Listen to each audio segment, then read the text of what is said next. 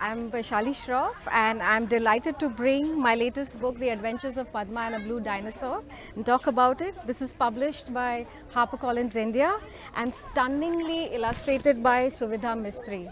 Okay, so this book happened 2 years ago in the winters of 2016 when I accidentally visited a dinosaur fossil park in Ahmedabad. It's about an hour and a half drive from Ahmedabad, and I realized how ignorant I was because in a world where children are so dinosaur crazy, I realized that all children, including my own, have no clue that there are dinosaurs discovered in India. So to share with you some facts, the first dinosaur fossil bone to have been discovered was in 1824, and only 4 years after that, in 1828, the first fossil bone was discovered in India. And that was 14 years before even the word dinosaur came into existence. You know, we've had some of the largest, most ferocious dinosaurs walking on our subcontinent, and I thought it's time that our children and us acknowledge the kind of rich fossil heritage that we have. And it's time to celebrate decades worth of hard work that our paleontologists have put in. And this book is, I dedicated to Dr. Ashok Sani, who is the father of Indian paleontology, and he's given me immense support, and it has been a privilege to, get his inputs and learn so much about paleontology. I mean, I'm no paleontology expert, but it's been amazing to learn about this, and I'm so happy to, bring this book to children and talk about it. So.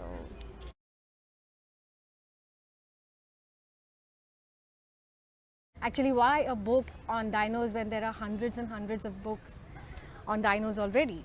So, 99.999% of them don't mention Indian dinosaurs. If they mention, it's probably the Dravidosaurus, which is a fake and dubious dinosaur. And secondly, dinosaurs so far, thanks to Jurassic Park and its, the set of movies, are looked at fun, ferocious creatures and something meant for little kids. But little is known that dinosaurs speak a lot about evolution, they speak a lot about extinction, they speak about how the world ended 66 million years ago. It's important for researchers because it speak about climatic changes, how it happened from 250 million years ago to 66, which was the Mesozoic era. I mean, the dinosaurs survived this planet for 185 million years, and us mortals have been here only for the last 3 million years old. So they have a long story to tell, and I think it's important to study their fossils, their behavior, how they behaved in communities as individuals, to see how we have. Because there are a lot of parallels have been drawn if we study. You can go very deep into this, but it's a lot more than dinosaurs, just dinosaurs. So I think it's an important. So while this book would appeal to everybody who loves dinosaurs, there is a lot of deeper understanding to be had. So older kids would enjoy this as well.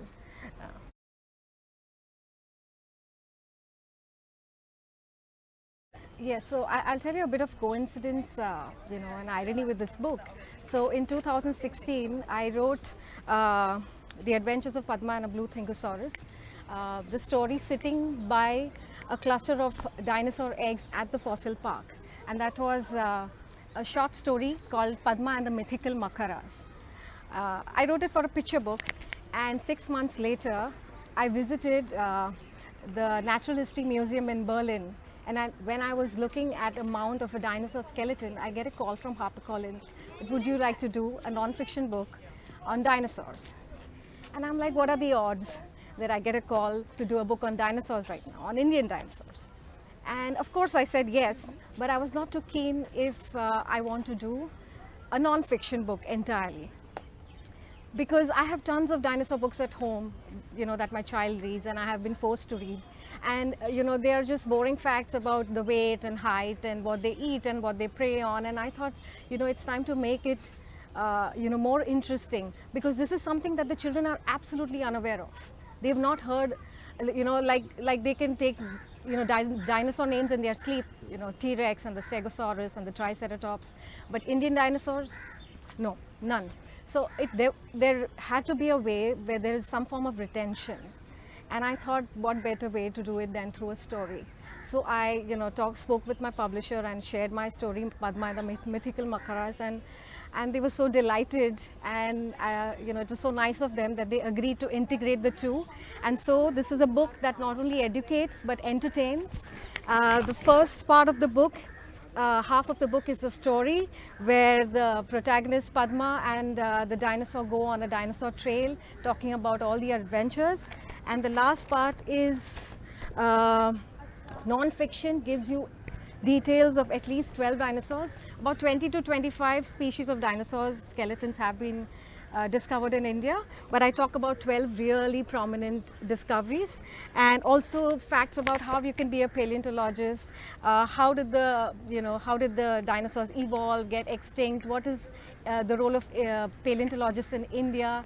And I pay a lot of tribute to the work that the Geological Survey of India has put in, because they deserve the kind of recognition that sadly they haven't received so far. So it's entertaining, it's delighting. The illustrations, like I said, are beautifully done, and it's a treat.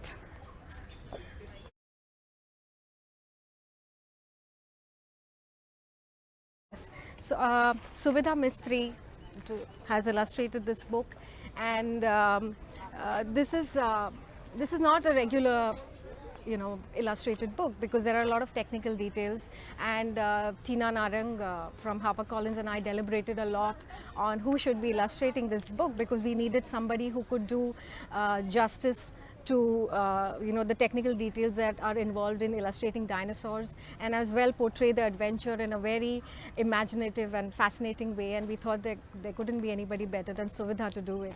So and she's she's done a fantastic job. And for instance, this is one of my favorite illustrations.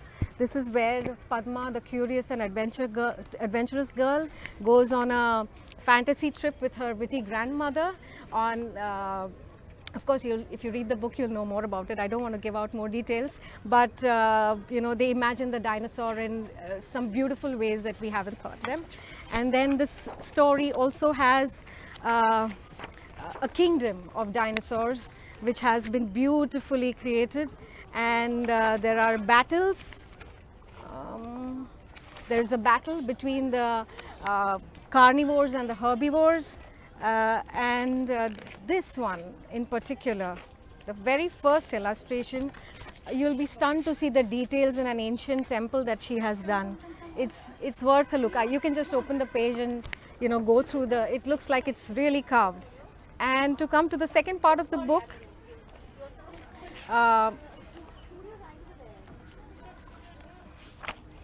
are stunning illustrations of dinosaurs in especially the Rajasaurus. And this book also has real pictures of fossils which have been derived from science papers, and also shared by many paleontologists who've been very kind to share their work with me, and so that children get a sense of what the fossils actually look like. So we didn't want to illustrate the fossils, we wanted to give actual pictures, so children know that this is what an actual fossil bone or a skull looks like. So yes, stunning, isn't it?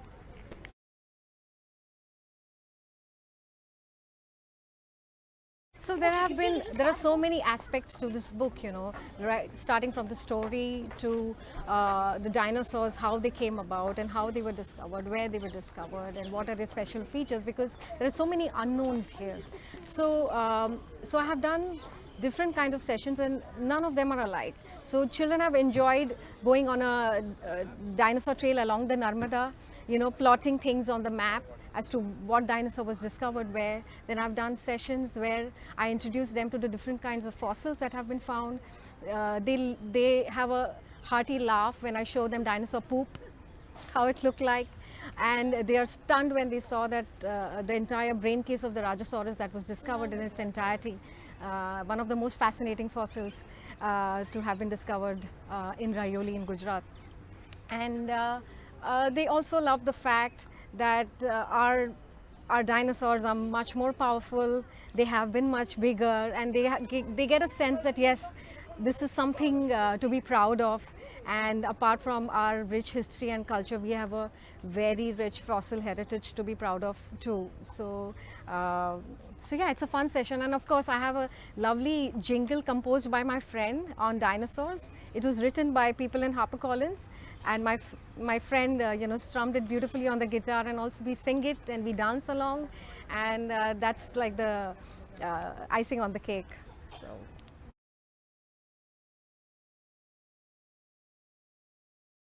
I'm so glad you asked me this question because there's so much going on in this book, that one sometimes feels where do I start with? But there are very different ways in which you can use this book. This book is, you can look at it as a beautiful story of a girl in a little village who is curious, adventurous, learns about dinosaurs, time travels. And there's a story about friendship, about taking care, about loving your grandparents, and how to respect books, and how to read and learn, and dive into this world of knowledge that is bottomless. And so there is so much more to learn in the story than just about going on a dinosaur trail with along the Narmada. And on the other hand, you're introducing children to the world of paleontology.